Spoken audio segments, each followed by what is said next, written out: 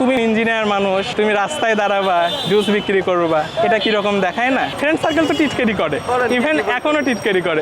তুই textile engineer, তুই করবি হচ্ছে ফ্যাক্টরিতে জব, তুই কেন এখানে ইঞ্জিনিয়ার হয়েও কেন জুস বিক্রি করতেছিস? আমি যদি ফ্যাক্টরিতে যেতাম, কারো আন্ডারে কাজ করতে হতো, এটার মালিক আমি নিজেই, এই জন্য আমি খুশি। আমাদের যে লক্ষ্য হচ্ছে সেটা হচ্ছে যে কম দামে মানুষকে বেটার কিছু সার্ভ করা। বাংলাদেশের কোনো একটা জুসার ব্র্যান্ড খুব পছন্দ করতাম। একদিন আমি হঠাৎ করে দেখলাম হচ্ছে তাদের লেবেলিংয়ে কি আছে। তো আমার তখন মাথায় নড়লো যে অরিজিনাল ফ্রুটস এখানে আদৌ আছে। এই জুস নিয়ে কিছু একটা করা উচিত। বাঙালিরা জুস খেতে পছন্দ করে, অনেক পছন্দ করে, কিন্তু হাইজিন মেনটেন করে কয়জন জুস বানায় এই জিনিসটা। সেই থেকে আমার চিন্তা যে হাইজিন মেনটেন করে বোতলজাত করে জুস। ফ্যামিলি থেকে প্রথম দিকে 5+ স্টার রেটিং প্রাপ্ত দেশের সর্বোচ্চ বিদ্যুৎ সাশ্রয়ী ও eco friendly Walton AC. Walton air conditioner, smart comfort এখন নেক্সট লেভেলে।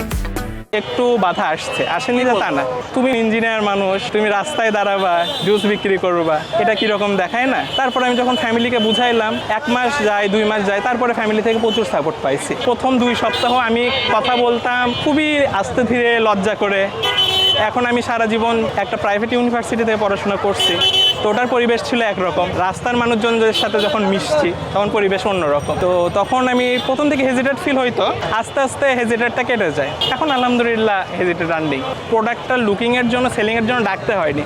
মানুষজন জিজ্ঞেস করতো যে এটা কি জিনিস, আমি তখন বলতাম যে এটা এই জিনিস। ডেকে ডেকে যে মানুষরা নিয়ে আসা, এই জিনিসটা আজ পর্যন্ত ইনশাল্লাহ করতে হয়নি। শুরুর দিকে যেহেতু রমজান মাস ছিল, রোজার পরে একদিন 50টা জুস নিয়ে আসলাম। রোজার মধ্যে এমনি 60-70 টাকা করে যাইতো। তো আমি ভাবলাম রোজার পর যেহেতু 50টা, 3 ঘন্টা 4 ঘন্টা দাঁড়ায় থেকে আমার 2টা সেল হয়েছিল। 2টা সেল হওয়ার পরে আমি তো এমনি মন খারাপ হবে, এটাই স্বাভাবিক। তাও আল্লাহর উপর যে আল্লাহ যেটাই করে ভালোর জন্য। তারপরে শেষ পর্যন্ত আরো 10টা, মানে সব মিলে 12টা সেল হয়েছিল, আর 38টা আমার ফেরত নিয়ে যেতে হয়েছিল এবং সেই প্রোডাক্টগুলো নষ্ট হয়ে গেছে।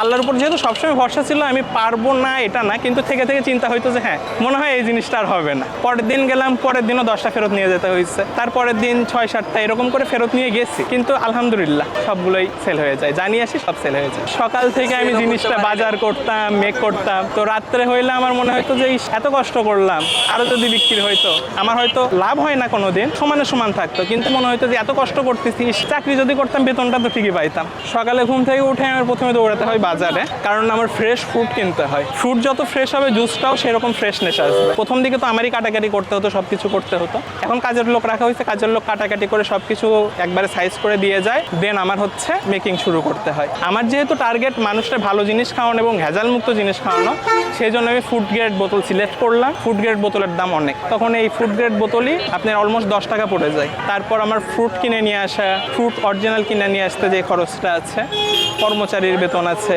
শুরুতে মনে করেন আমি একটা কাঠের টেবিল নিয়ে বসতাম রাস্তার ধারে, তো তখন সেল করতাম। এখন আলহামদুলিল্লাহ আল্লাহ দিলে লোকজন আছে, আমার কাজ করে, আমার 5টা কার্ট আছে, 5টা জায়গায় সেল আলহামদুলিল্লাহ যা আসে ভালো আসে। রিসেন্টলি সবচেয়ে বড় প্রবলেমে পড়ছিলাম হচ্ছে বৃষ্টি নিয়ে। বৃষ্টির মধ্যে হচ্ছে মানুষজন তো বের হয় না। আমি প্রোডাক্ট নিয়ে চলে আসছি মনে করেন 120-30টা। বৃষ্টি 3টা থেকে শুরু হয়েছে, রাত 9টার দিকে শেষ হয়েছে। বেচার টাইমই হচ্ছে 3টা থেকে 9টা পর্যন্ত। তখন আমি করলাম কি, সবগুলো প্রোডাক্ট সেল হলো না। ওই দিন আমার পুরোটাই লস গেল। এখন আলহামদুলিল্লাহ বৃষ্টি নেই, কিন্তু যেই দিন বৃষ্টি হয় সেই দিন আমি তাহলে ওইভাবে প্রেডিকশন করে প্রোডাক্টটা একটু কম নিয়ে আসি। বৃষ্টির সময় মানুষ আসতে পারে না, এই জন্য নিতে পারে না। এই বিজনেসের ক্ষেত্রে আমাদের সবার আগে লক্ষ্য হচ্ছে যে আমরা এটা মেসিভ আকারে ছড়াই দিব। ঢাকা শহরে বা বাংলাদেশে আপনি স্ট্রিটে আপনি জুসের ব্র্যান্ড পাবেন, তারপর তাছাড়া আইসক্রিমের ব্র্যান্ড পাবেন, বাট জুস বা হচ্ছে যে আপনার কি বলে এটাকে ন্যাচারাল জুসের ওরকম কোনো ব্র্যান্ড নেই। তো এটাকে আমরা আসলে মেসিভ আকারে ছড়াই দিব।